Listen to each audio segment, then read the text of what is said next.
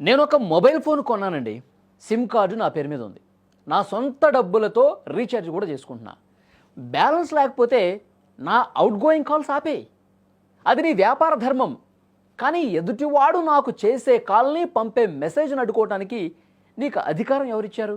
నా ఫోన్ ఎప్పుడు మోగాలి, ఎప్పుడు మూగబోవాలి అని నిర్ణయించే యజమానివి నువ్వు ఎలా అవుతావు? ఇన్నాళ్ళు ఈ ప్రశ్న ప్రతి భారతీయుడు గుండెల్లో ఉందండి. కానీ కార్పొరేట్ కంపెనీల మాయాజాలం ముందు సామాన్యుడు మౌనంగా ఉండిపోయాడు. ఈ మౌనాన్ని బద్దలు కొడుతూ పార్లమెంటు సాక్షిగా టెలికాం దిగ్గజాల తీరుపై విరుచుకుపడ్డారు ఆమ్ ఆద్మీ పార్టీ ఎంపీ రాఘవ్ చద్దా. ఆయన సంధించిన 6 అస్త్రాలు ఈ దేశ టెలికాం వ్యవస్థను ప్రశ్నిస్తున్నాయి ప్రస్తుతం. ఒకప్పుడు మొబైల్ విప్లవం మొదలైనప్పుడు ఇన్కమింగ్ ఫ్రీ అని చెప్పి ఊరువాడ సిమ్ కార్డులు పంచారు. ఇప్పుడు మార్కెట్ మొత్తం గుప్పిట్లోకి వచ్చాక డబ్బులు కడితేనే కాల్ వస్తుంది అని కండిషన్లు పెట్టడం, ముమ్మాటికి వినియోగదారుని మోసం చేయటమే.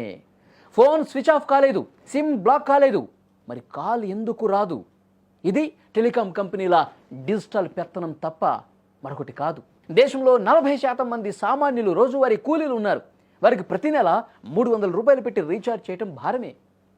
వారం రోజులు పని లేకపోతే రీఛార్జ్ ఆగిపోవచ్చు. అటువంటప్పుడు వాడికి పనిచ్చే యజమాని ఫోన్ చేసినా, ఇంట్లో ఉన్న ముసలి తల్లిదండ్రులు ఫోన్ చేసినా కలవదు అని రావటం ఎంత దారుణం అండి. ARPU అనే పేరుతో కంపెనీలు తమ లాభాలను పెంచుకోవటానికి పేదవాడి గొంతు నొక్కేస్తూ ఉన్నాయి. చాలా బాధాకరమైన విషయం. నేడు భారతదేశం డిజిటల్ ఇండియాగా మారింది.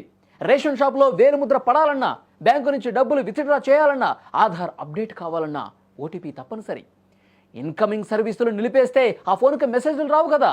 అంటే రీఛార్జ్ చేయలేదన్న ఒకే ఒక్క కారణంతో, సాకుతో సామాన్యుడు తన సొంత బ్యాంక్ అకౌంట్ను కూడా ఆపరేట్ చేయలేడు. ప్రభుత్వ పథకాల సమాచారం అందదు అతనికి. ఇది సామాన్యుణ్ణి డిజిటల్ బానిసత్వంలోకి నెట్టడం కాదా? ప్రమాదాలు జరిగినప్పుడు లేదా అర్ధరాత్రి వేళ ఆపద సంభవించినప్పుడు వచ్చే ఫోన్ కాల్స్ ప్రాణాలను కాపాడతాయండి. ఆసుపత్రి నుంచి వచ్చే క్లిష్టమైన అప్డేట్స్ లేదా అత్యవసర పరిస్థితుల్లో కుటుంబ సభ్యులు చేసే కాల్స్ అందకుండా పోతే దానికి బాధ్యులు ఎవరండి? కేవలం 200 రూపాయల రీఛార్జ్ లేదని ఒక మనిషి ప్రాణాపాయంలో ఉన్నప్పుడు అందాల్సిన సమాచారాన్ని అడ్డుకోవటం నేరం కాదా ఇది? కంపెనీల లాభాల కంటే ప్రజల ప్రాణాలు తక్కువైపోయాయా మీకు?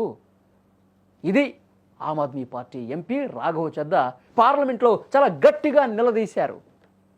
ఇక్కడ విచిత్రం ఏంటంటే, మీరు రీఛార్జ్ చేయకపోయినా కంపెనీల నుంచి వచ్చే ప్రమోషన్ కాల్స్, అలాగే లోన్ స్పామ్ కాల్స్ మాత్రం ఆగవండి.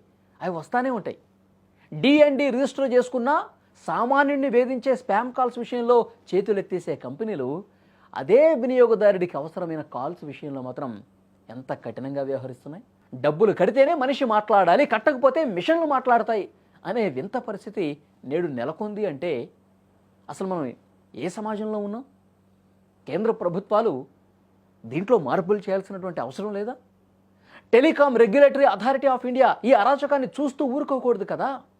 సిమ్ యాక్టివ్గా ఉన్నంతకాలం కనీసం ఇన్కమింగ్ కాల్స్, SMS సదుపాయం ఉచితంగా ఉండాలి కదా. అవుట్ గోయింగ్ కాల్స్కి మాత్రమే ఛార్జీలు వసూలు చేసే పాత పద్ధతిని మళ్ళీ తీసుకురావాల్సినటువంటి అవసరం ఉంది.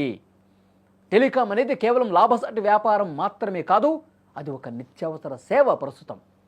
ఈ దిశగా ప్రభుత్వం తక్షణమే చర్యలు తీసుకోవాలని రాఘవ్ చద్దా చేసిన డిమాండ్ ఇప్పుడు దేశవ్యాప్తంగా కూడా తీవ్రమైనటువంటి చర్చకు దారితీసింది.